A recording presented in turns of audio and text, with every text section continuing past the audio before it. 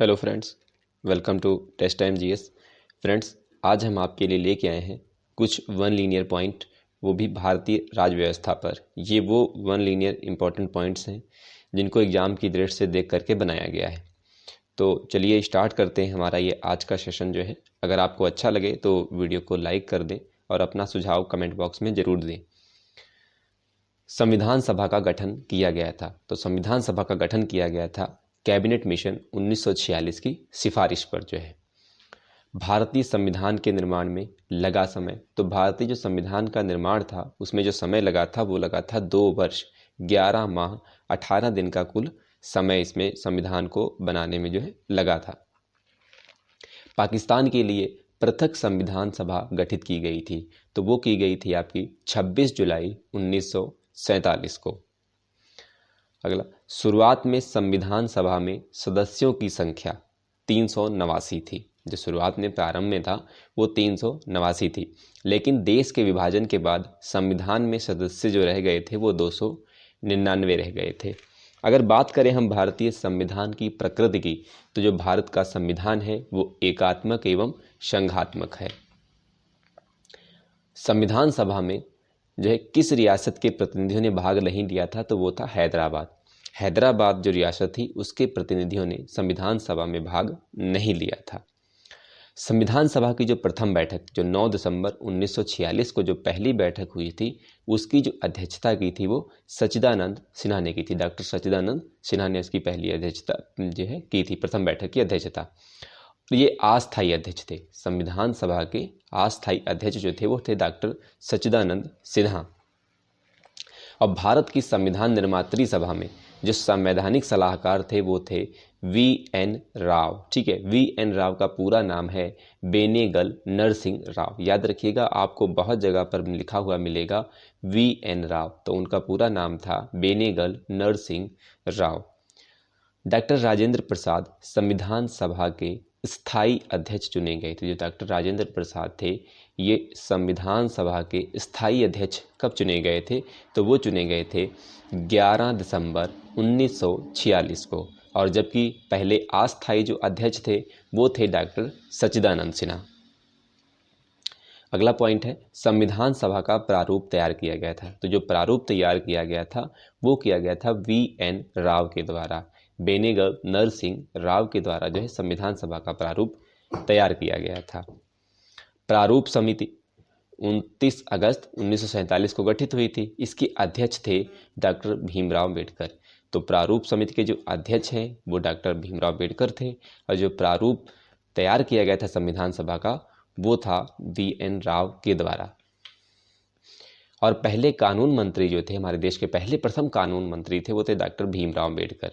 यहाँ पर भीमराव अम्बेडकर प्रथम कानून मंत्री थे, इसलिए ये भी जानना जरूरी है। झंडा समिति के जो अध्यक्ष थे वो थे जे.बी. कृपलानी। जो जे.बी. कृपलानी थे ये झंडा समिति के अध्यक्ष थे। Doctor B R. अम्बेडकर ने संविधान की आत्मा जो है वो संवैधानिक उपचारों के अधिकारों को संविधान की आत्मा कहा है, और जो प्रस्तावना है उसको संविधान की कुंजी कहा है। संविधान की कुंजी जो है वो है प्रस्तावना। और संविधान की प्रस्तावना में धर्मनिरपेक्ष समाजवादी जो शब्द जोड़ा गया है ये 42वें संशोधन द्वारा 1976 में जोड़ा गया था। चूँकि संविधान में जब कोई नया एडिट किया जाता है, कुछ नया जोड़ा जाता है उसमें जो है, तो वो उसको संशोधन कहा जाता है। तो ये 42वें संशोधन में जो है, मतलब मूल संविधान में नहीं था, लेकिन जब 42वां संशोधन हुआ 1976 में, तो धर्मनिरपेक्ष और समाजवादी शब्द उसमें जोड़ा गया। और संविधान के प्रारूप पर जो बहस हुई थी वो कुल 114 दिन तक हुई थी। अलग अलग दिनों में जोड़े कुल 114 दिन तक हुई थी। अब भारतीय संविधान को अंगीकार किया गया 26 नवंबर 1949 को। 26 नवंबर 1949 को अंगीकार किया गया था, और इसको संपूर्ण रूप से जो है 26 जनवरी 1950 को लागू किया गया था। इसीलिए हम लोग 26 जनवरी मनाते हैं, जिसको कि कहा जाता है गणतंत्र दिवस। जबकि जो 15 अगस्त होता है वो स्वतंत्र दिवस होता है, उस दिन हमारा देश स्वतंत्र हुआ था। और जो संविधान लागू हुआ था वो 26 जनवरी 1950 को हुआ था, इसलिए 26 जनवरी को गणतंत्र दिवस के रूप में मनाया जाता है। और भारतीय संविधान के जो पिता हैं वो हैं डॉक्टर भीमराव अम्बेडकर। भारतीय संविधान को अर्ध संघीय संविधान कहा है वियर ने। वियर जो थे उन्होंने कहा था जो भारतीय संविधान है ये अर्ध संघीय संविधान है। और जो मूल संविधान है उसमें अनुच्छेदों, अनुसूचियों और जो भागों की संख्या है, अनुच्छेद हैं 395 और अनुसूचियां हैं 8, और जब भागों की संख्या बात करें तो मूल संविधान में 22 भाग, 8 अनुसूचियां, 395 अनुच्छेद हैं। और जो वर्तमान संविधान है उसमें 470 अनुच्छेद, 12 अनुसूचियां और 25 भागों में जो है वो विभाजित है। 8वीं अनुसूची में भाषाओं की कुल संख्या 22 है। जैसा कि मैंने आपको बताया था पुरस्कार वाले में, साहित्य अकादमी पुरस्कार वाले में, कि कुल 24 भाषाओं पर वो दिया जाता है और उसमें 22 भाषाएं संविधान की और 2 भाषाएं अंग्रेजी और राजस्थानी। तो 8वीं अनुसूची जो है उसमें भाषाओं को दर्ज किया गया है, उसमें कुल 22 भाषाओं का जिक्र किया गया है। संविधान में जितने भी भाग हैं उनमें सबसे बड़ा भाग जो है वो है 5वें नंबर का। 5वें नंबर का भाग सबसे बड़ा है। और जो भाग 3 है उसको भारत का मैग्ना कार्ट कहा जाता है। जो भाग 3 है उसको मैग्ना कार्ट कहा जाता है। और संविधान का जो 15वां भाग है वो निर्वाचन के लिए और 18वां भाग जो है वो आपात उपबंध के लिए है। और सबसे जो प्रथम लिखित संविधान है पूरे संसार में, जो प्रथम लिखित संविधान दिया था वो अमेरिका ने दिया था।